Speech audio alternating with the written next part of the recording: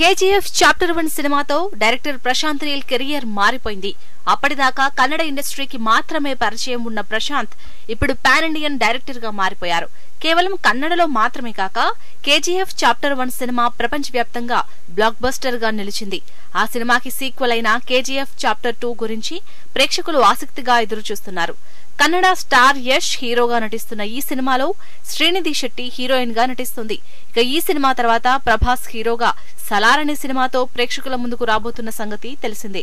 అయితే తాజాగా young tiger NTR గురించి మాట్లాడుతూ ప్రశాంత్ కొన్ని ఆసక్తికరమైన కామెంట్లు చేశారు. నేను గత 15-20 ఏళ్లుగా ఎన్టీఆర్ కి వీరాభిమానిని.